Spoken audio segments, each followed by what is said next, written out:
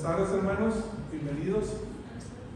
Bienvenidos sean todos y que el Señor les bendiga.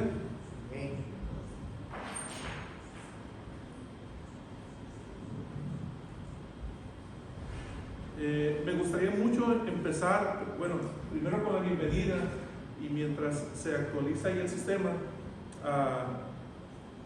también una lectura bíblica. Y los quiero invitar a que abran su Biblia en el libro de Segunda de Crónicas, en el capítulo 36. Y vamos a ver desde el versículo 5 en adelante.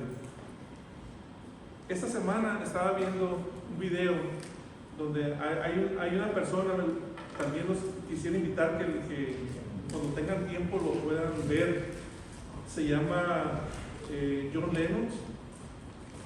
Es un, ¿cómo se le llama? Apologeta científico. Es un científico, pero es apologista también, cristiano, y tiene una capacidad de raciocinio o la forma para exponer cosas con mucho con un argumento, usando el que hace pensar a la gente, o sea, usando el razonamiento, no solamente como una fe ciega o algo que los demás que dicen no, el cristianismo es una fe ciega y que por lo tanto, si tú crees en eso, tienes falta de intelecto, cosas de esas. Y esa persona es un hombre muy inteligente, John Lennon, y está en español, en inglés, es un hombre que habla inglés, y le hacen una pregunta, ¿no?, acerca del Dios cruel del Antiguo Testamento, que si era el mismo Dios que el Nuevo Testamento, Jesucristo, Dios encarnado, donde manifiesta el amor del Padre, un Dios amoroso, y que si era lo mismo que el Dios cruel, sanguinario del Antiguo Testamento. Y le leen algunos pasajes y él tiene una capacidad de conocimiento bíblico para poder argumentar y llevarla. Sabemos de que el mundo primeramente no quiere a Dios, rechaza a Dios y busca cualquier cosa, cualquier pretexto para hacer ver mal o hacer quedar mal a los que creen en Dios. Y en una de las cosas, en una de las pláticas, era de que cuando iban a entrar a la tierra prometida y que el Señor les dice pues de que tenían que eliminar a esas naciones que estaban, y ellos iban a tomar parte de esas naciones. Pero si leen el contexto, Dios les dio mucho tiempo para que se arrepintieran, más de 400 años. Inclusive fue capaz de someter a su escogido, su pueblo escogido, en esclavitud por 400 años, para que esos pueblos se arrepintieran. Y cuando iban a tomar, no solamente les dio ese mandato de eliminar a todos, sino que les dio también no era mandato, sino como advertencia. Si ustedes hacen lo mismo que ellos hacían, también yo de la misma manera los voy a eliminar, los voy a reemplazar. Entonces, vamos a ver ahora aquí en el capítulo 2 de Crónicas, que es al final del tiempo de los reyes de Israel, de lo que pasó, y tiene que ver mucho con el libro de Daniel, el estudio que vamos a iniciar hoy. Y dice así en el capítulo 36, versículo 5: Cuando comenzó a reinar Joacim, era de 25 años, y reinó 11 años en Jerusalén, e hizo lo malo ante los ojos de Jehová, y subió contra él Nabucodonosor, rey de Babilonia, y lo llevó a Babilonia atado con cadenas. También llevó Nabucodonosor a Babilonia de los utensilios de la casa de Jehová y los puso en su templo en Babilonia. Fíjense, observe algo aquí bien importante. Dice que este hombre reinaba en Jerusalén y dice que hizo lo malo ante los ojos de Dios, ante los ojos de Jehová. Y no solamente es de que la persona actúe de mal manera y tenga una responsabilidad personal, sino que como dirigente y como rey hacía que el pueblo, o inducía que el pueblo de Dios también pecara. Y como consecuencia, no solamente a él como persona, sino a todo el pueblo, a toda la nación, incluyendo al templo de Jehová, las cosas sagradas de Dios, dice que también se las llevó. También llevó Nabucodonosor, otra vez en 7, de los utensilios de la casa de Jehová y los puso en su templo en Babilonia. Los demás hechos de Joacim y las abominaciones que hizo y lo que en él se halló está escrito en el libro de los reyes de Israel y de Judá. Y reinó en su lugar Joaquín, su hijo. De 8 años era Joaquín cuando comenzó a reinar, y reinó 3 meses y 10 días en Jerusalén. ¿Y qué hizo? E hizo lo malo ante los ojos de Jehová. A la vuelta del año, el rey Nabucodonosor envió y lo hizo llevar a Babilonia, juntamente con los objetos preciosos de la casa de Jehová, y constituyó a Sedequías, su hermano, por rey sobre Judá y Jerusalén. De 21 años era Sedequías cuando comenzó a reinar, y 11 años reinó en Jerusalén. E hizo lo malo ante los ojos de Dios, y no se humilló delante del profeta Jeremías, que le hablaba de parte de Jehová.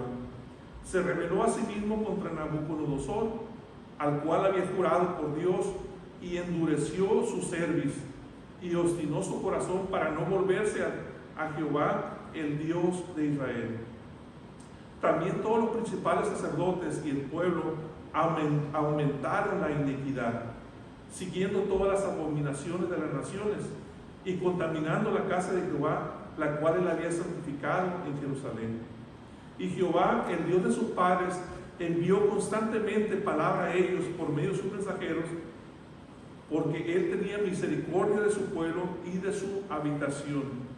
Mas ellos hacían escarnio de los mensajeros de Dios y menospreciaban sus palabras, burlándose de sus profetas, hasta que subió la ira de Jehová contra su pueblo y no hubo ya remedio.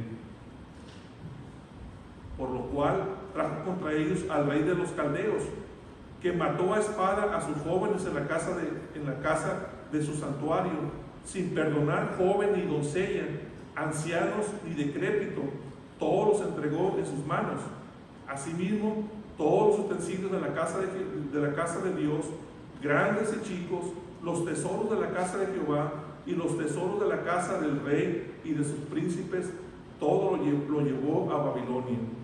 Y quemaron la casa de Dios y rompieron el muro de Jerusalén y consumieron a fuego todos sus palacios y destruyeron todos sus objetos deseables. Los que escaparon de la espada fueron llevados cautivos a Babilonia y fueron siervos de él y de sus hijos hasta que vino el reino de los persas, para que se cumpliese la palabra de Jehová por boca de Jeremías, hasta que la tierra hubo gozado de reposo, porque todo el tiempo de su asolamiento reposó hasta que los 70 años fueron cumplidos. Mas el primer año de Ciro, rey de los persas, para que se cumpliese la palabra de Jehová por boca de Jeremías, Jehová despertó el espíritu de Ciro, rey de los persas, el cual hizo pregonar de palabra y también por escrito por todo su reino, diciendo: así dice Ciro, rey de los persas, Jehová, el rey de los persas, así dice Ciro, rey de los persas, Jehová, el Dios de los cielos, me ha dado todos los reinos de la tierra, y él me ha mandado que le edifique casa en Jerusalén, que está en Judá. Quien haya entre vosotros de todo su pueblo, sea Jehová su Dios con él y suba. Acuérdense otra vez, después de 70 años. Entonces, desgraciadamente, cuando me llama mucho la atención, meditando en estos pasajes, también en Segunda de Reyes, capítulo, creo que es el 35, los últimos capítulos de Segunda de Reyes, cómo el pecado va endureciendo el corazón. Y dice que no solamente el corazón de este rey, que ellos conocían la ley de Dios, Dios tuvo misericordia, alargó el tiempo y dice que les mandaba constantemente palabra de Jehová para que se arrepintieran por medio de Jeremías y otros profetas. ¿Y ellos qué hacían? No solamente rechazaban la palabra del Señor, sino que era un profeta de Dios, un enviado de él, un representante de Dios. ¿Y qué hacían con él? Dice que hacían escarnio eran muertos, los mataban, se burlaban de ellos y no hacían caso, hasta que vino el justo juicio de Dios sobre ellos, y dice que no perdonó ni a joven, ni a viejo, ni a enfermo, ni sano, sino que el justo juicio de Dios recayó. Hay un llamamiento, y con eso termino, hay un llamamiento, y no estoy predicando eso, hay un llamamiento en el libro de Hebreos que dice que tengamos cuidado nosotros como creyentes, como que ya convertidos. Dice que el pecado, que no seamos engañados por el pecado y endurezca el corazón de nosotros. Y no solamente el corazón, sino que el pecado tiene la capacidad o la cualidad también de endurecer y entenebrecer nuestra mente, nuestro entendimiento, y llevarnos, si bien sabemos que no hay condenación para aquellos que están en Cristo Jesús, pero sí hay, el Señor dice que va en una forma especial, que va a tratar con cada creyente. Y si alguien le dice o le pasa algo, estando desobedeciendo deliberadamente y practicando el pecado, pues va a haber consecuencias. Y creo que para nadie sería agradable, ni tampoco para ellos, y mucho menos para el testimonio como un hombre de Dios. Bueno, hermanos, pues vamos a abrir el siguiente screen, por favor. Hay valores, dice valores que abrazamos como iglesia, como aparte de nuestra misión y visión, que alcanzar a otros y también que hacer un discípulo para que se reproduzcan y al mismo tiempo terminen a otros. Esta es una visión, esta es una declaración de valores, casi como de nuestra fe. Está muy pequeño, casi no se mira y ahora se mira menos. Pero me gustaría nada más leer los primeros dos, ¿sí? Los primeros dos, y dice el primero, uno de los valores, dice: valoramos la importancia de glorificar a Dios como la razón de nuestra existencia. Valoramos el amor a Dios y al prójimo como la fuerza motora de todo cuanto hacemos. Ojalá usted tenga tiempo, creo que Miguel lo mandó, está en la página de Iglesia Nueva Esperanza, y que usted pueda leerlo, ¿sí? Pueda leerlo y pensar en esto. Cómo trabajamos como iglesia. Bueno, hermanos, pues vamos a pedir al grupo de alabanza que pasen y vamos a empezar ese tiempo con una oración. Así que póngase de pie y acompáñenme para orar. Señor, gracias te damos una vez más por este tiempo, por este día, principalmente por permitirnos despertar, Señor, por permitirnos abrir nuestros ojos, tener vida y salud, fuerzas, y venir, Señor, a tu casa para rendirte homenaje, cantarte, Señor, alabanzas, alabar tu nombre, glorificarte, Señor, por medio de los cantos, y también pedirte, Señor, que por medio de tu palabra nos bendigas. Sabemos que tu palabra es bendita, pero te pedimos que añada bendición en cada corazón de nosotros, que hables este tiempo, este día, de una forma especial, Señor, en nuestras vidas. También te pedimos, Señor, por aquellos que traen cargas, que vienen batallando con algo, Señor, que puedan tener ese tiempo y ponerlas a tus pies, sabiendo que, Señor, tú eres un Dios misericordioso, un Dios clemente, y, Señor, sobre todo, quita de nuestra mente todo lo que nos estorba para que podamos abrirnos, Señor, a tu palabra. En el nombre glorioso de Cristo Jesús. Amén.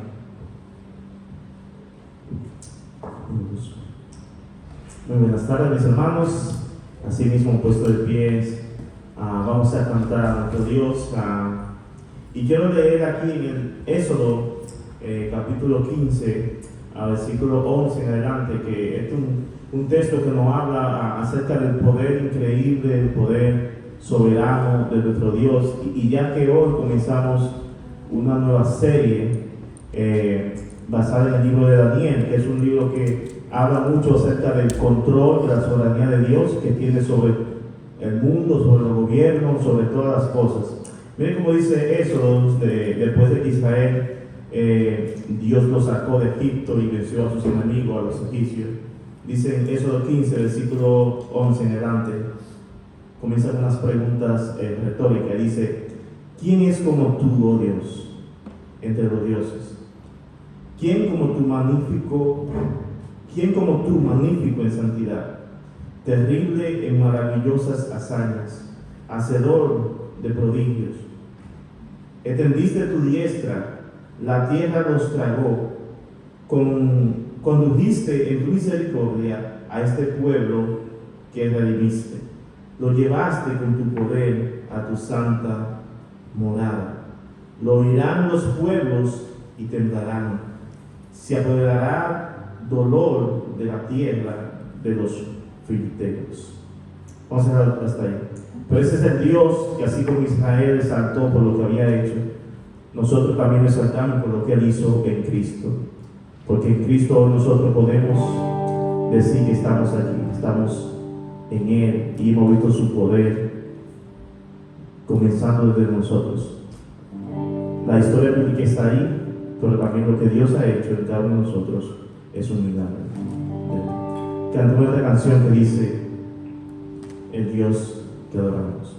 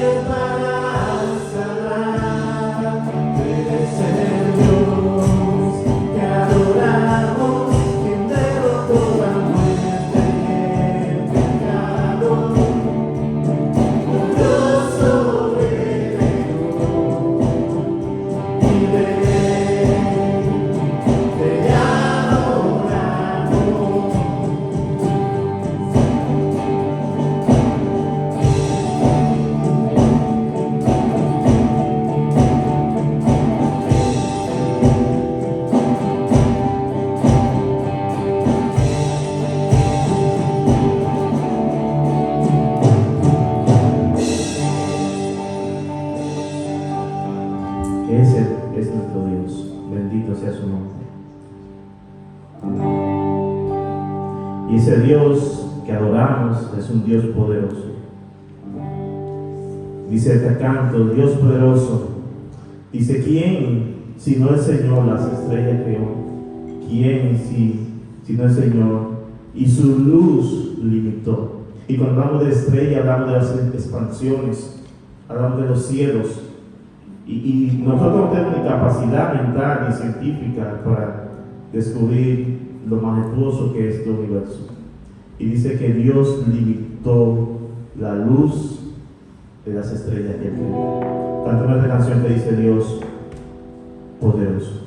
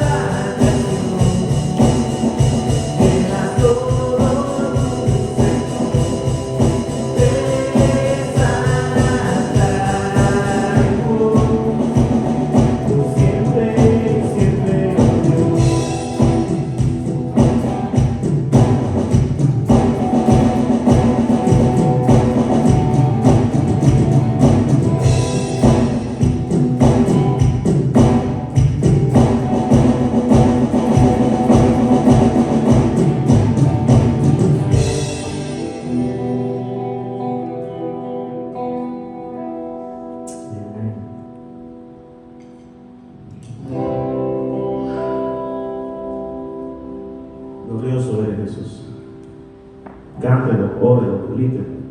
Glorioso eres Jesús.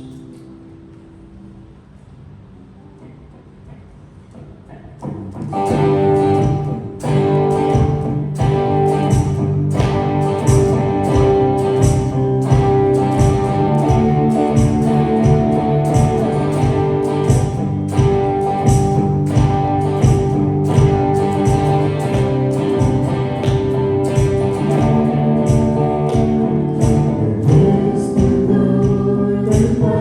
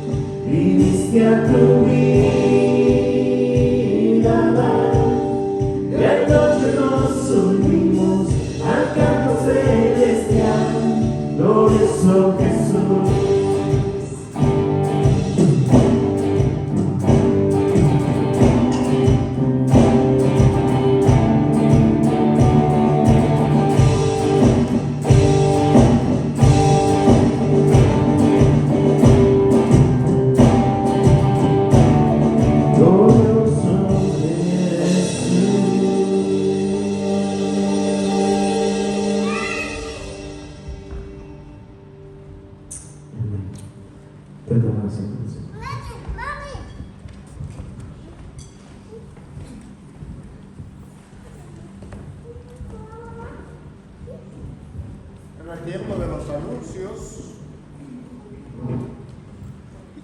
Tiempo 1, 2, 3, así. Tiempo de recordar los anuncios. Estamos estudiando los miércoles la primera carta del apóstol Juan. Vamos en el capítulo 2, a partir del verso 3. Pero hay algo interesante. El estudio es los miércoles. ¿A qué hora? A las 7. Este miércoles nos vamos a reunir en casa del hermano Martín y Juanita. Amén. Así es que el estudio va a ser ¿dónde? En la casa de Martín y de Juanita. Estamos todos invitados. Y será una fiesta de traje. Así que usted puede llevar algo para compartir. ¿Una corbata? Trajes y corbata. Lleven algo para compartir, ¿de acuerdo? Una más. Dice, no había nada en el programa. Después de la oración y ya. Está bien, pues está ahí. Muy bien, bueno. Yo no sé, aquí ya el programa yo leí, pensé que ya después venía la predicación, pero adelante. Entonces, recuerden la clase de música, hermanos. Estamos necesitando estudiantes. Nunca es tarde para aprender. ¿Ok? Entonces, ¿qué sigue en la pantalla? Tiempo de orar y de gratitud. Vamos a ver. Para mí, voy a poner de antemano que debemos orar por esta serie que vamos a iniciar a partir de hoy en el libro de Daniel. Es un reto estudiar este libro porque es un libro que contiene muchas cosas que quizás uno dice nos vuelan la cabeza, pero vale la pena estudiar todo como Dios allí se revela, como hemos ya comenzado a proclamar en esta tarde, como un Dios soberano que tiene el control sobre todas las cosas. Entonces pido oración para que el Señor nos dirija a través del estudio de su palabra, igual que orar que Él nos hable a través de Primera de Juan que estamos estudiando los miércoles. ¿Algún motivo de oración o gratitud también? Adelante, Antonio.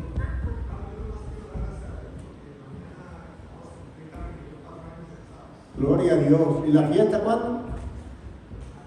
Al rato la hacemos. Muy bien. Gloria a Dios. 4 años de victoria. Al Señor sea la gloria. Amén. ¿Quién más? ¿Quién se une? ¿Sí? ¿También? ¿Te casaste cuándo?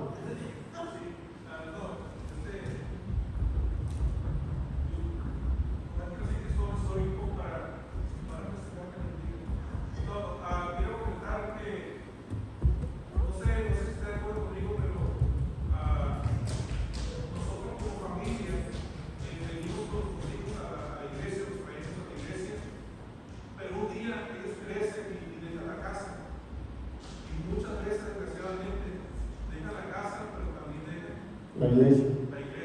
Y no solamente la iglesia, sino que ya no se congregan en otra iglesia. Entonces eso es muy triste. Y una vez más quiero darle gracias a Dios porque estos muchachos Alberto, sabemos que están allá en la Fuerza Aérea y estamos contentos, hablamos con él ayer y ha vuelto otra vez a congregarse. Entonces, no sé, yo creo que tal vez como padre de familia, padre o hijo, perdón, como padre o madre, el deseo más grande que nosotros puede que nuestros hijos continúen en la fe, que no se separen, que no abandonen el camino de la fe. Entonces, pues nada más eso, doy gracias a Dios porque en su misericordia, Él y también orar por la vida de aquellos que hacen ese esfuerzo para poder llevar la palabra, como este muchacho que organizó un grupo de estudio en la base y ahí están congregando. Gloria a Dios. Debería ser esa la meta mayor que debemos dar a nuestros hijos. Hoy, precisamente esta mañana, veía un videito de eso de TikTok. No, usted no ve TikTok, ¿no? Y entonces era un niño que sale de la habitación y dice que no quiere ir a la iglesia hoy. Y entonces el papá le dice que comienza a hacerle preguntas. Y le dice, la ropa que tú tienes, todas las cosas, es porque Dios nos la da, por aquí y por allí. Y mientras tú vives en esta casa, tú tienes que ir conmigo a la iglesia. Y bueno, hasta que el niño acepta ir a la congregación, lo confrontó. A veces somos flojos. El niño no quiere, pues no quiere, no lo obligo, lo dejo, no. Esa no es nuestra responsabilidad. Y qué bueno es que cuando ellos se van, podamos prepararnos para que continúen en el camino del Señor, más allá de estar bajo el ambiente de la casa. Sí, damos gracias al Señor por eso y seguimos orando para que cada uno de nuestros hijos, donde quiera que estén, ellos puedan seguir buscando al Señor. Esa palabra que se siembra en el corazón del fruto. ¿Sí? Bien, ¿alguien más? Aquí se están haciendo señas Rubí y Fernando, no saben cuál de los dos se quieren poner. Por ahí va el hombre, se puso de pie. Bueno, pues ya de gracias por todas tus hermanos que llevamos, sabemos que ya sigues. Que te vayan todos, Señor. Nos esperamos, estamos, hoy amanecimos, el Salmo dice, yo me acosté y dormí, desperté porque el Señor me sustentaba. No estamos aquí por la gracia de Dios, pero en medio sabemos que muchos de nosotros estamos pasando por muchas veces pruebas, situaciones difíciles, y pues quiero darle gracias a Dios porque siempre Dios nos ha sostenido. Y también podemos ver su gracia y su favor en nuestra vida. Parece que ya los resultados de mi vida por ahí están, no por completo, pero parece que las noticias que vemos son buenas. Al decirle no está algo grave, yo creo que es favorable el diagnóstico. Y eso esperamos entonces, creo que de cualquier manera, gracias a Dios. Rubí tuvo una biopsia la semana pasada y fue un proceso doloroso y está esperando el resultado y parece que no hay nada grave. Pero ella tiene una situación por la que debemos seguir orando para que el Señor le dé su recuperación física. Cristian.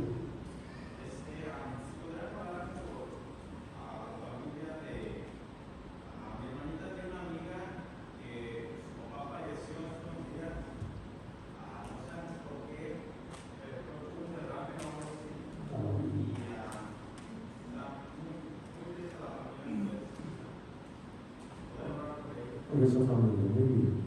Pongámonos de pie, hermano, para orar. Señor, te damos gracias en esta tarde, alabamos tu nombre. Venimos proclamando que tú eres el Dios soberano, el creador de los cielos y la tierra, nuestro Salvador, nuestro Rey. Señor, te pedimos que tú continúes derramando bendiciones sobre la vida de tu iglesia, especialmente a través de tu palabra. Señor, ayúdanos para que en estos días que estamos estudiando estos libros, Primera de Juan, el libro de Daniel, podamos ser confrontados con tu palabra y con quien tú eres, para ayudarnos a vivir la vida cristiana, la vida que tú quieres de cada uno de nosotros. Te pedimos que tú nos uses a cada uno de los expositores que vamos a estar predicando y enseñando. Reconocemos nuestras debilidades, nuestras flaquezas y pedimos sabiduría y poder de lo alto para que tú, oh Señor, seas glorificado. Te rogamos, oh Dios, que tú sigas ayudando en nuestras familias, en cada hogar, proveyendo y sustentando, Señor, conforme a tus riquezas en gloria. Queremos agradecerte por Antonio y por Carmen, por sus 4 años.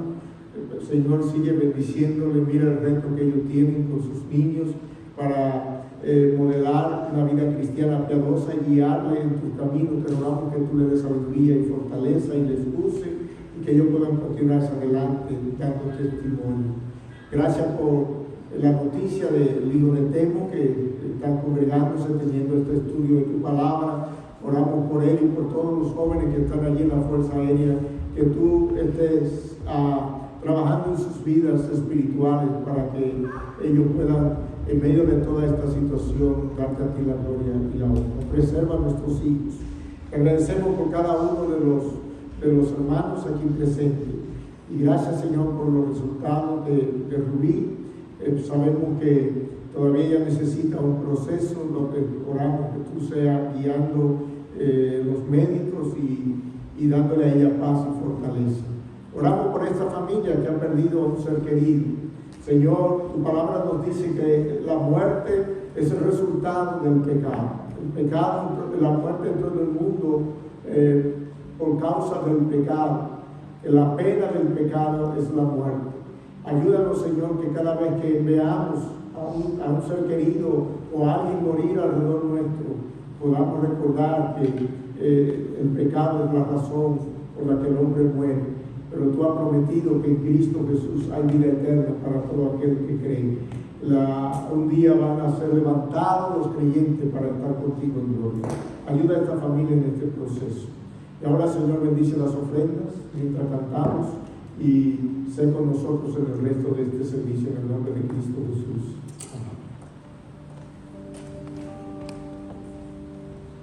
Asimismo, pide el canto de canción que dice: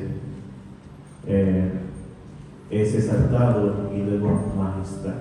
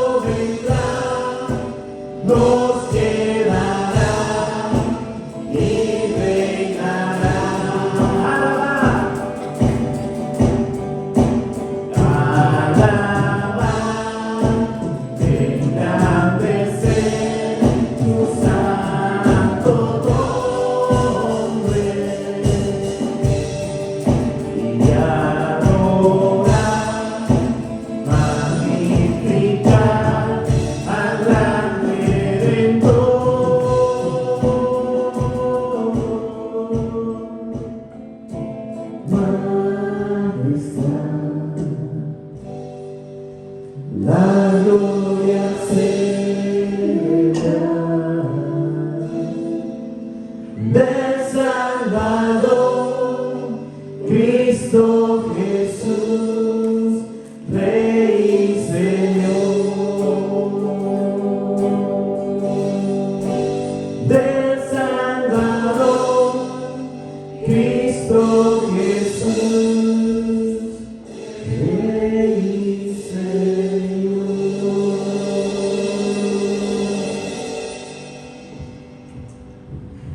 Tómense, por favor.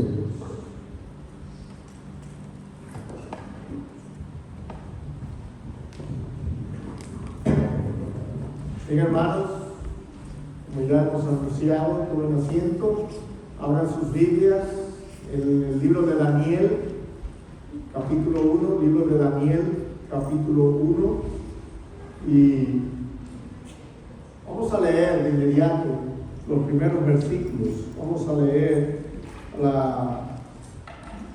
el versículo 1 al 8, Daniel capítulo 1, del 1 al 8. En esta tarde nos vamos a estar enfocando quizás en los primeros 2 versículos de este libro. Dice: en el año tercero del reinado de Joacim, rey de Judá, vino Nabucodonosor, rey de Babilonia, a Jerusalén y la sitió. Y el Señor entregó en sus manos a Joacim, rey de Judá, y parte de los utensilios de la casa de Dios, y los trajo a tierra de Siná, a la casa de su Dios, y colocó los utensilios en la casa del tesoro de su Dios.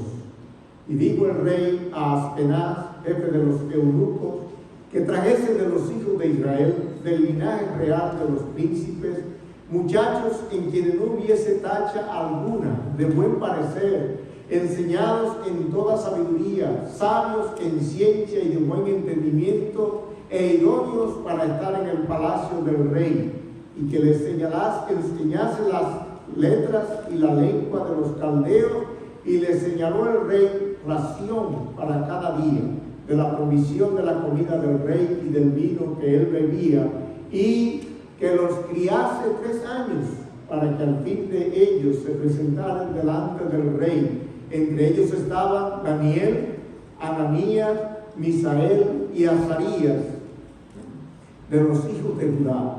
A estos el jefe de los eunucos puso por nombre a Daniel, Belsasar, a Ananías, Sadrat, a Misael, Mesad y a Azarías, a Abed-Nego.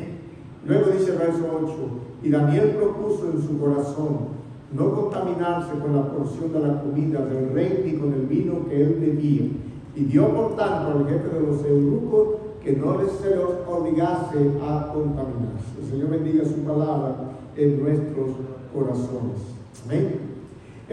Hemos titulado la serie de este libro Cuando Dios reina en un mundo que parece fuera de control. Cuando Dios reina en un mundo que parece fuera de ¿qué? Fuera de control. Si nosotros pensamos hoy en día, estamos viviendo días difíciles, parecen esos días que el Señor habló de dolores de parto, donde hay guerras, donde hay hambre, donde hay terremotos, donde hay pestilencia y calamidades en todo lugar. No sé si usted sigue las noticias, pero estamos en un mundo que parece como fuera de control. La naturaleza está, como dice, explotando. Hay terremotos, hay volcanes activos, hay inundaciones en algunos lugares, hay sequías que traen fuego en muchos lugares. De hecho, hay calores que dicen nunca antes vistos. Estamos mirando terremotos. Tan solo ayer hubo un terremoto en Indonesia, al principio de semana un terremoto donde en Colombia, hace unas semanas atrás en Venezuela, y hay muerte por doquier. Y uno sería, ¿qué está pasando? ¿Dónde está Dios? Bueno, Dios no está ausente, Dios está en control. Nuestro Dios es el Dios soberano. Y el libro de Daniel no puedo decir puede, es un libro que nos muestra que Dios es el Rey soberano, aun cuando todo parezca que está fuera de ¿qué? De control. Dios sigue en control de todas las cosas. Quiero invitarle a que usted vea conmigo el versículo 1 y 2. Dice, en el año tercero del reinado de Joacim, en el año tercero del reinado de Joacim, rey de Judá, vino Nabucodonosor, rey de Babilonia, a Jerusalén y la sitió. Y el Señor entregó en sus manos a Joacim, rey de Judá, y parte de los utensilios de la casa de su Dios, y los trajo a tierra de Sinar, a la casa de su Dios, y colocó los utensilios en la casa del tesoro de su Dios. Bueno, hemos puesto al título del sermón de hoy, ¿cómo llegamos aquí? ¿Cómo llegamos a esta circunstancia? Dios llamó a Abraham, le dijo, sal de tu tierra y de tu parentela, a la tierra que yo te voy a mostrar. Y haré de ti una gran nación, te voy a bendecir y serás bendición. Y en tu simiente serán benditas todas las familias de la tierra. Dios le prometió a Abraham que le daría la tierra de Canaán, la tierra de Israel, en heredad perpetua. Y los que estamos familiarizados con la Biblia, sabemos que Abraham salió y habitó allí en aquella tierra como extranjero, y Dios reiteró su promesa al hijo de Abraham, a Isaac, y después a Jacob, de quienes vinieron los patriarcas, los 12 hijos de Jacob, de donde vinieron las 12 tribus de Israel. Y ya sabemos la historia, que ellos llegaron a Egipto, un número de unos 70 personas de la casa de Jacob, de la familia de Jacob, y allí vivieron por 400 años. Al principio todo iba bien, pero luego fueron esclavizados. Pero Dios se levantó a Moisés y libertó a su pueblo y lo introdujo, después de 40 años en el desierto, lo introdujo ¿a dónde? A la tierra que le había prometido. Y cuando estaban allí y iban a tomar posesión de la tierra, Dios les dio leyes. Y ahí están los 5 libros de la ley, a ver cómo se llaman en la Biblia. ¿Cuáles son? Los primeros 5: Génesis, Éxodo, Levítico, Número y Deuteronomio. De hecho, el libro de Deuteronomio, algunos dicen la segunda ley, porque allí Dios reiteró las leyes que le había dado al pueblo de Israel de cómo debían conducirse. Y en el capítulo 28, 29, 30, por ahí del libro de Deuteronomio, aparece una lista de bendiciones y maldiciones. Dios en la ley le dijo al pueblo que si ellos obedecían, ellos iban a ser, ¿qué cosa? Bendecidos, prosperados, que la tierra iba a producir, que nadie podría hacerle frente. Como dice por ahí, ellos iban a hacer, ¿cómo dice? Ya dice mi oído de expresión. Que no iban van a hacer cabeza y no cola. ¿Entiendes? Van a hacer cabeza y no cola. Y Dios les promete, pero también le advirtió que si ellos violaban la ley de Dios y se prostituían detrás de dioses ajenos y hacían conforme a las naciones paganas, entonces Dios lo iba a ellos a sacar ¿de qué? De su tierra, y lo iba a esparcir por todas las naciones. También allí estaba la promesa de que si ellos se arrepentían en el lugar donde fueran esparcidos, Dios lo iba a volver a traer ¿a qué? De nuevo ¿a qué? A su tierra. Bueno, después de eso que salieron, Dios estableció jueces, y en el periodo de los jueces es un periodo de altas y bajas. Por un periodo del tiempo el pueblo clamaba, se volvía a Dios, pero por otro periodo de tiempo se apartaban de Dios y adoraban y caían en las prácticas paganas. Después llegó el tiempo en que ellos pidieron un rey y Dios les puso ¿qué cosa? Un rey. Primero fue Saúl, después fue David y después Salomón. Y entonces, bueno, pues Salomón, que fue uno de los reyes más famosos, se prostituyó detrás de los ídolos, adorando, porque él se casó con muchísimas mujeres y terminó haciéndole altares y levantando culto a los dioses de sus mujeres. Y el pueblo cayó en ¿qué? En la idolatría. Y la idolatría viene a ser como el pecado dominante del pueblo de Israel. Tras la muerte de Salomón, Dios trajo el juicio y dividió el reino en dos. 10 tribus al norte y 2 tribus al sur. Judá y la tribu de Manasés, ¿no? De Efraín. Entonces, ¿pero qué pasó? Todos los reyes de la parte norte de Israel, que tenían como capital Samaria, se prostituyeron también. Yo creo que no hay ni uno solo que la Biblia dice que hizo lo bueno delante de Dios. Todos fueron idólatras. Y Dios le advirtió que por causa de la idolatría, por causa de su maldad, el Señor los iba a remover de la tierra. Y en el año 722 a.C. vino el imperio asirio y se llevó cautivo a toda la parte norte de Israel, las 10 tribus. Y en su lugar trajo personas de otras naciones y la puso allí en la parte norte, lo que Galilea, lo que se conoce como Samaria. Bueno, y uno esperaría que las otras 2 tribus, que viene casi le da el reino de Judá, iba a aprender la lección. De hecho, Dios dice, mira lo que le pasó a tu hermana, y la señala como un ejemplo del juicio de Dios, para que no hiciera lo mismo.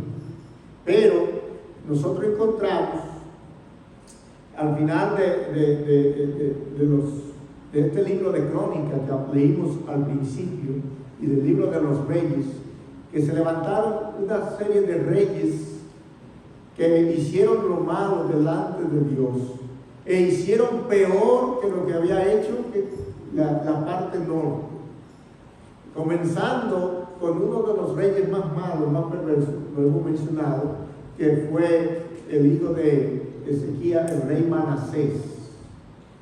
Fue tan bárbaro que a sus propios hijos lo dio en ofrenda, en sacrificio, para quemarlos vivos a Moloch, sacrificando y adorando a los ídolos. Y leíamos esta tarde, cuando comenzamos el servicio, que dice aquí que cuando Joacim estaba reinando, dice que él hizo también, ¿qué cosa? Lo malo delante de Dios. Hay 2 reyes que hicieron lo bueno delante de Dios durante ese último periodo: Ezequías, también Josías, pero todos los demás de esta familia siguieron en el camino, como dice, de sus padres, haciendo lo malo.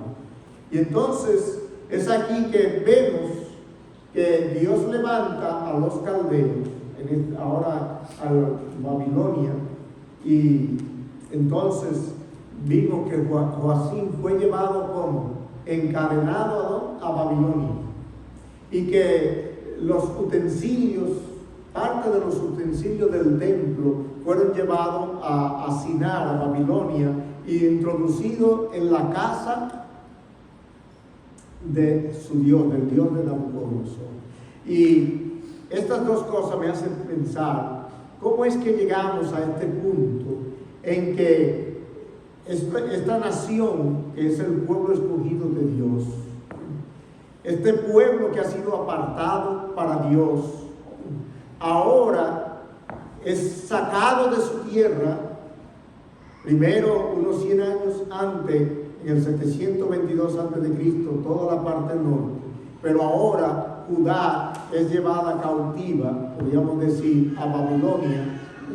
Y el templo y los utensilios, las cosas sagradas que representan al Dios de Israel, al Dios Todopoderoso, son llevadas e introducidas, ¿dónde? A la casa de un Dios pagano. ¿Qué es lo que se creía? Bueno, que el Dios vencedor es más poderoso que el Dios que ha sido derrotado. Se atribuía la victoria siempre al Dios vencedor.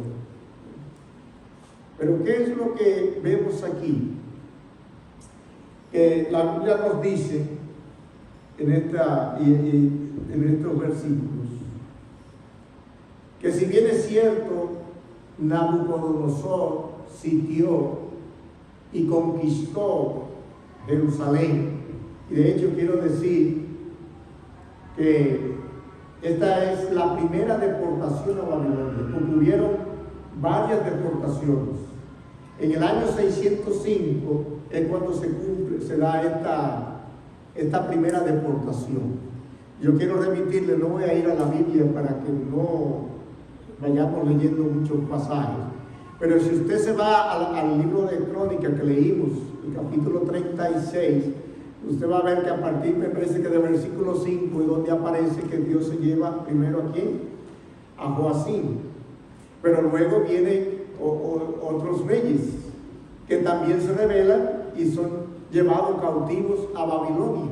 Y todo termina cuando no solamente se llevan los cautivos, sino que los muros son destruidos, el templo es derribado, quemado, y se lleva todos los demás utensilios. Saben que aquí dice parte de los utensilios, pero más adelante, en 597 y finalmente en el 586, en estas tres excursiones militares a Jerusalén, la ciudad es totalmente destruida.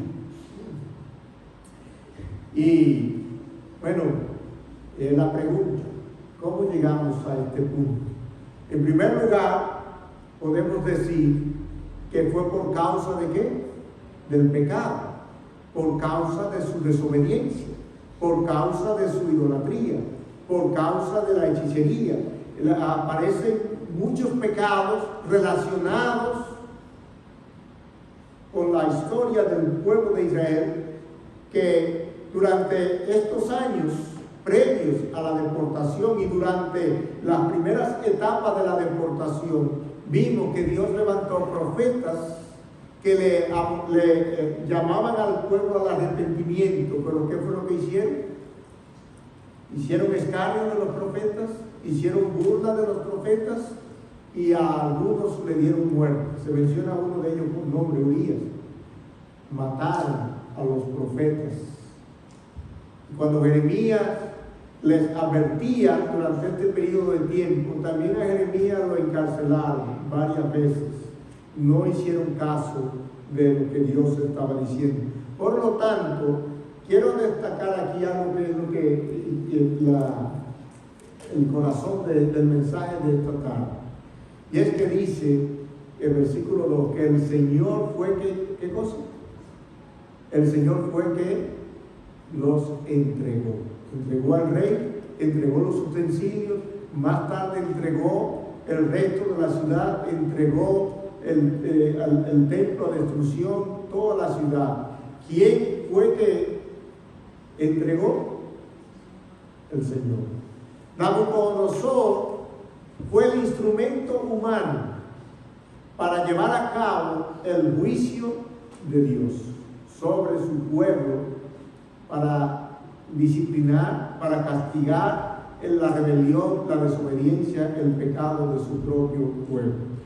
Cuando uno lee así entre líneas, no lo dice ahí, uno pensaría que Nabucodonosor está pensando, como más adelante él va a decir en el capítulo 4, y no es esta la gran Babilonia que yo edifiqué. Se va a atribuir el mérito y la gloria de la conquista ¿a quién? A sí mismo. Pero el texto nos dice aquí que fue Dios el que lo entregó. Aunque Nabucodonosor representaba a la nación más poderosa del mundo, él no había podido conquistar Jerusalén si no es por decisión ¿qué? Divina. Además, en la historia, si usted lee atrás, hay una ocasión en que el pueblo de Israel estaba sitiado. Un ejército de 185,000 soldados. Y el pueblo estaba y ya no tenía escapatoria. Eso aparece en el libro de Isaías. Y en una noche, un ángel mató a esos 185,000 soldados. Quedaron todos tendidos y no pasó nada al pueblo, porque Dios es todo ¿qué? Todopoderoso. Y Él gobierna. Y Él es el que aparece aquí, no solamente en estos primeros versículos, sino en el resto de este libro, como el Dios soberano que gobierna la historia, que gobierna los eventos que suceden en nuestras vidas. Nada sucede sin que Él tenga la última palabra. Es verdad que la Biblia enseña que Él no es autor de pecado. Y a veces nosotros nos preguntamos el por qué. Pero aquí vemos que Dios está entregando a su propio pueblo en manos enemigas. Y el propósito es corregir el pecado, disciplinar a su pueblo. Cuando Dios habló por medio del profeta Jeremías, Dios dijo que el pueblo iba a ser llevado cautivo a Babilonia, que Dios iba a traer a Nabucodonosor. Y de hecho, dice Dios, hablando de Nabucodonosor, dice mi siervo. ¿Cómo llama Dios a Nabucodonosor? Su siervo. No porque Nabucodonosor fuera creyente. Nabucodonosor era un pagano. Dime, Nabucodonosor era un pagano. No creía en el Dios de Israel. Él creía en Marduk, en su Dios, en sus ídolos. Pero Dios dice, mi siervo, porque cuando Dios quiere llevar a cabo sus planes, Él puede usar al más impío de nosotros. ¿Usted recuerda la historia de la señora que estaba pidiendo, orando por pescado o por hambre? Que un diablo, digo yo, pasó por ahí, la oyó y se le ocurrió la brillante idea de ir a comprar un pescado y tirárselo por la ventana. Y luego, cuando la señora dice gracias a Dios, él quería burlarse porque fue él que lo trajo. Y él dijo que aunque haya sido el diablo que trajo, fue Dios quien lo trajo, Dios, ¿verdad? Bueno, algo así. Tú sabes que quien te lo mandó fue el diablo, pero es que cuando Dios manda hasta el diablo obedece. Cuando Dios manda hasta el diablo obedece, así es. Y entonces Nabucodonosor va a ser el instrumento que Dios va a escoger para juzgar a su pueblo. En el libro de Habacuc, voy a estar hay un contexto en muchos libros de la Biblia previo a este evento. En el libro de Habacuc decía el profeta, le preguntaba a Dios, ¿por qué tú me haces ver tanta injusticia? Y la justicia sale torcida, el rico oprime al pobre, y hay tanta maldad y tantas cosas en el pueblo. Y Dios dice, voy a traer a Babilonia, voy a traer a Nabucodonosor, y él va a castigar, porque Dios lo va a usar como instrumento para juzgar aquí a su pueblo. Entonces, Nabucodonosor no es el que realmente conquista, es el instrumento a quien Dios le entrega, ¿a quién? A su propio pueblo. Pero Dios dijo por medio del profeta Jeremías que esto iba a durar, el cautiverio iba a durar 70 años. ¿Por cuánto tiempo? 70 años. Usted puede leer eso ahí en el libro de Jeremías, el capítulo 25 en adelante, capítulo 29, 70 años. Dios determinó cuánto tiempo iba a durar, ¿qué cosa? El cautiverio. 70 años. Y esto me hace pensar un poquito. Temo hizo referencia esta tarde cuando hablaba del pueblo de Israel cuando descendió a Egipto. Antes, en los días de Abraham, Dios le dijo a Abraham: ten por cierto que tu descendencia morará en tierra ajena y serán esclavos ¿por cuántos años? 400 años. Usted puede leer eso en Génesis capítulo 15. Dios dijo que Israel, su pueblo, iba a estar en Egipto ¿por cuánto? Por 400 años. Y cuando vino el cumplimiento de esos 400 años, Dios sacó a su pueblo de Egipto, lo sacó con mano poderosa. Aquí Dios ha profetizado que el pueblo va a estar en Babilonia por 70 años. Y algo curioso que me llamó la atención mientras meditaba, que Dios llama a Nabucodonosor, ya hemos dicho, su siervo, pero más tarde, cuando se cumplen los 70 años, Dios va a levantar a otro rey, a Ciro, de quien Dios dijo en el libro de Isaías capítulo 44, capítulo 45, dice de Ciro, mi pastor, mi ungido. Dios iba a usar a Ciro para que Israel fuera otra vez devuelto ¿a dónde? A su tierra, y que el templo fuera reedificado. Y por medio del profeta Isaías, ¿saben cuántos años antes Dios dijo esa profecía? 200 años antes de que Ciro estuviera en la palestra pública. Es decir, que Dios determinó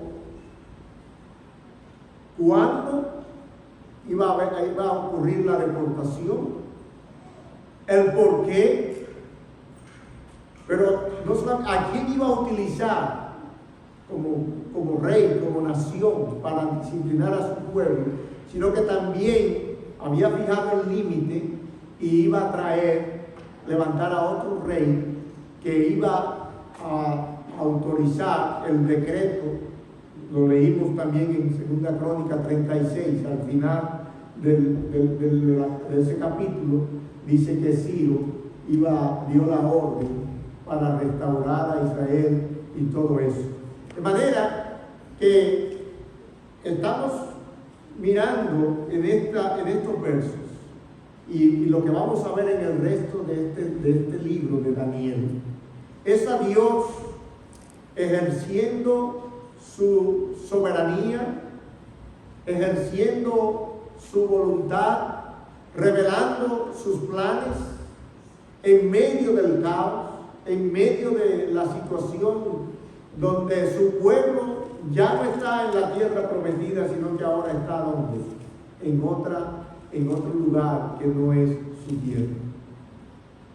Y de esta historia, de esta introducción de este libro, nosotros vamos a ver, podríamos decir, el libro de Daniel, podemos dividirlo en dos secciones. Los primeros 6 capítulos son libros históricos.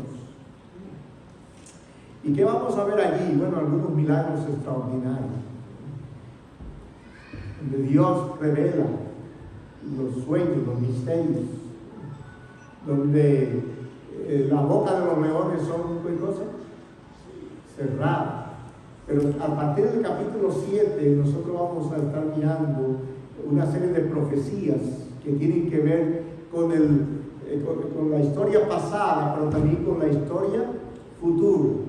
Porque en todo el libro Dios se revela como aquel que conoce los secretos de los hombres, como el Dios que gobierna sobre la historia, como el Dios que quita y pone reyes, que Él gobierna.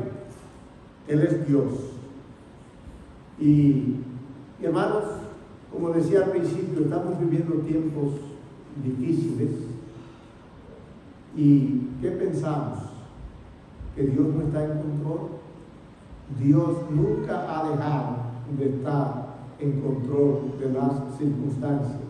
De hecho, recuerdan en la carta del apóstol Pedro, dice que nosotros somos guardados por el poder de Dios mediante la fe para alcanzar la salvación que está preparada para ser manifestada en el tiempo postrero. Dice, aunque ahora por un poco de tiempo, si es necesario, tengáis que ser afligidos en diversas pruebas. Entonces, por un poco de tiempo, si es necesario, tengamos que ser afligidos en diversas pruebas. El pueblo de Israel estaba ahora, quizás no experimentando una prueba, pero sí una disciplina, una corrección, durante un periodo de ¿cuánto? De 70 años.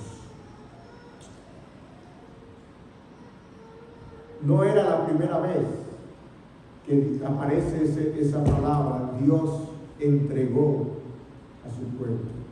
En el libro de los jueces lo vamos a encontrar muchas veces. En la historia del pueblo de Israel vamos a ver muchas veces a Dios entregando a su pueblo, entregando en manos de los enemigos, usando como instrumento a hombres perversos, a naciones paganas, para corregir el pecado de su pueblo. Y esto nos hace pensar en la disciplina. Dios nos advierte en contra del pecado, ¿cierto?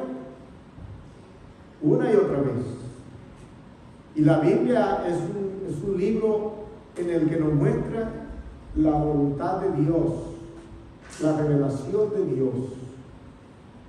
Y muchas veces nosotros, como el pueblo de Israel, venimos a la iglesia, oímos la predicación, oímos el sermón, leemos la Biblia, pero seguimos en desobediencias, en rebeldía, somos contumaces, rebeldes, no queremos obedecer el llamado de Dios. ¿Y qué tiene que hacer el Señor? Tiene que usar a veces la vara para que podamos responder.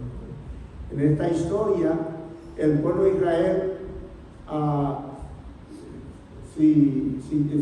estudiando los relatos, podríamos decir que esto fue como una cura, entre comillas, vamos a decir, porque no se registra que el pueblo de Israel, cuando volvió de la cautividad, jamás volvió a tener ídolos y a adorar ídolos. Como dice, la disciplina tuvo su efecto. Cuando llegamos a los días del Señor Jesús, nosotros vemos que tal vez ellos cambiaron los ídolos, ¿no?, por ser ellos los propios ídolos. Siempre el hombre tiene un ídolo, y el Señor tuvo que tratar también con la nación de Israel. Pero quiero decir que mientras estudiaba, el pueblo de Israel merecía el juicio de Dios, ¿sí o no? Eran culpables. Ahora, ¿sabe qué dice la Biblia acerca de Jesucristo? Vamos a leer algunos versículos. En el libro de los Hechos, capítulo 2, dice: a este entregado, ¿cómo es?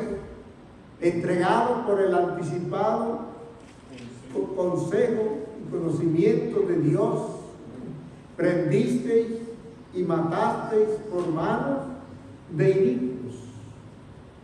Dios entregó ¿a quién? A su propio Hijo, para ser muerto en manos de pecadores. Dice en el libro de Romanos capítulo 8, versículo 32, el que no escatimó ni a su propio Hijo, sino que lo entregó por todos nosotros. El Padre entregando ¿a quién? Al Hijo. Bueno, en el libro del Evangelio de Juan, aunque no aparece la palabra entregó, pero dice: porque de tal manera amó Dios al mundo que ha dado su único Hijo, su Hijo unigénito. El Padre lo da, lo entrega al Hijo. Así es que vemos a Dios juzgando justamente a quién, al culpable, en la historia del pueblo de Israel, pero también vemos a Dios entregando al inocente para redimir a quién, al culpable. Romanos 4:25 dice, hablando de Cristo, el cual fue entregado por nuestras transgresiones. Cristo fue entregado no por sus pecados, sino por nuestras transgresiones, por nuestros pecados. Como dice allá en el libro de Isaías, todos nosotros nos descarriamos como ovejas, cada cual se apartó por su camino, mas Jehová cargó en él el pecado de todos nosotros. Así que vemos aquí a Dios entregando al inocente para llevar los pecados de nosotros, los culpables, para que nosotros pudiéramos tener, ¿qué cosa? Salvación y vida eterna. De eso se trata el Evangelio. No es que Dios no juzgue el pecado, no es que Dios no castigue el pecado. Dios no pasa por alto el pecado. El pecado tiene que ser juzgado. Solo que Dios hizo un negocio, podríamos decir, en la cruz. Él tomó los pecados tuyos y los pecados míos y los colocó sobre su Hijo y entregó a su Hijo en manos de hombres pecadores para que Él diera su vida en rescate por ti y por mí. Ahora, ¿qué pasó con Jesús después de morir? Al tercer día, ¿qué hizo? Resucitó. Dice, a este exaltó Dios. ¿Quién lo exaltó? El Padre. Dios exalta al Hijo para que en el nombre de Jesús se doble a toda rodilla, toda lengua confiese que Jesucristo es el Señor, para gloria de Dios el Padre. Así es que, aunque no vemos de manera directa en estos versículos la historia del Evangelio, podemos verla por el contexto de la Biblia, que Dios tiene que entregar, podemos decir, tiene que juzgar el pecado. Y a veces usa al enemigo. ¿Para qué? Para llevar a cabo su juicio. Pero lo glorioso es que Dios entregó a su Hijo, en quien nunca hubo maldad, no hubo engaño en su boca, y cuando padecía no amenazaba, no insultaba, guardó silencio, entregó su vida para que tú y yo, pecadores, pudiéramos tener salvación y vida eterna. Dios le dio muchas oportunidades al pueblo de Israel, pero ellos fueron rebeldes una y otra vez. Después de los 70 años, como hemos dicho, ellos volvieron, y cuando Dios manda al Hijo, al Salvador, al Rey, ellos lo rechazaron. Y entonces el Señor es entregado para ser muerto por nosotros. Así que durante el estudio de este libro, aquí está el corazón, lo que queremos dejar traer. Dios nunca pierde, ¿qué cosa? El control. Nabucodonosor no ganó la batalla. Dios lo usó como instrumento para cumplir, ¿qué cosa? Su propósito. El pueblo de Israel fue llevado cautivo a Babilonia. Cuando estaban allí, Dios le dijo, procuren el bien de Babilonia, procuren la paz de Babilonia. En su paz ustedes también van a tener paz. Cásense, multiplíquense, críen hijos, edifiquen casas, porque ellos estaban allí bajo el cuidado protector y soberano de Dios, quien a pesar del pecado estaba mostrando para con ellos ¿qué? Gracia y misericordia. Esta mañana, con esto voy a concluir, mientras meditaba en qué es estar, cómo es que el pueblo de Israel llega a estar cautivo en una tierra ajena, pensaba en todos nosotros. ¿Cuántos son americanos de aquí, nacidos aquí? Todos nosotros hemos venido como extranjeros. Somos, como dice, inmigrantes. Y estamos aquí, algunos quizás saltaron el río, no se salta el río, nos nadaron el río, o caminaron el desierto. Algunos volamos en avión, algunos han arreglado, tal vez otros no han arreglado. Pero estamos ¿dónde? Estamos aquí. Y detrás de esta historia, lo que quiero mirar es que si tú y yo estamos aquí, es porque Dios en su soberanía nos tiene ¿dónde? Nos tiene aquí. Crea que las cosas se movieron, como se dieron, cuando se dieron, para Dios tenerte hoy aquí, en este lugar, y para tenerte en este país como un extranjero, como un inmigrante. Vamos a mirar en el resto del libro cómo Dios preserva, podríamos decir, a través de la vida de Daniel, Dios preserva a su pueblo en una tierra extraña, en una tierra enemiga. Y cómo Dios usa a Daniel para ser de bendición para esa nación. Y la idea es que ese Dios soberano que lo llevó a la cautividad también lo va a proteger, lo va a sustentar.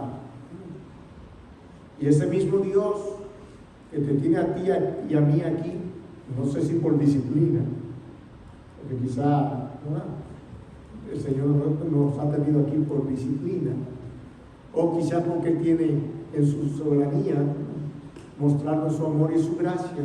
Tú y yo estamos aquí. Confiemos en ese Dios que tiene el control de todas las cosas. Aunque parezca que el mundo está ganando, aunque parezca que las circunstancias son adversas, recuerda que Dios está contigo. Dios no te ha dejado y Dios quiere usarte en esta tierra americana para su gloria y para su honra. Y quizás un día te lleve de vuelta a tu tierra como un testimonio viviente del poder y la gracia de Dios y te use como instrumento para su gloria. Entonces, mientras esté aquí, hermano, piensa, estoy aquí por la voluntad de ¿quién? Soberana de Dios. Y si reconocemos la soberanía de Dios en las decisiones y en los pasos que damos, vivamos confiados que Él está en control, aunque el mundo parezca que está fuera de orden, aunque el mundo parezca un caos, Dios sigue en ¿qué? En control. Espero con esto haber hecho una buena introducción a este libro. Es un reto y confiamos en el Señor que tú sientas la aventura de estudiar este libro, donde vamos a ver a Dios revelándose de una manera extraordinaria. Ese es el Dios que adoramos, es el Dios en quien creemos. ¿Amén? Vamos a ponernos de pie. ¿Hay otro canto, Miguel? Sí, vamos a orar y mientras el grupo de alabanza se mueve y llega. Señor, te damos gracias por tu palabra, por este libro de Daniel que queremos estudiar. De entrada hemos visto que los hechos que van a ser narrados allí en Babilonia, donde tu pueblo va a estar por 70 años, no ha sido porque así lo decidieron los hombres, sino porque así tú lo determinaste, para llevar a cabo tu propósito de disciplinar, de corregir a tu pueblo, pero también para revelarte a las naciones y al mundo y a nosotros que tú eres el Dios soberano, el Dios que gobierna sobre la naturaleza, que gobierna sobre los gobiernos del mundo, que gobierna sobre el tiempo, que tú marcas la historia de cada acontecimiento. más allá de lo que nosotros podamos comprender. Por eso te adoramos y te pedimos, Señor, que nos permita ver nuestras propias vidas aquí en Albany, en nuestros lugares de trabajo, donde estamos, en las relaciones en las que estamos envueltos. Veamos que todo es parte de tu propósito. Ayúdanos a descansar y confiar en ti. En el nombre de Cristo Jesús.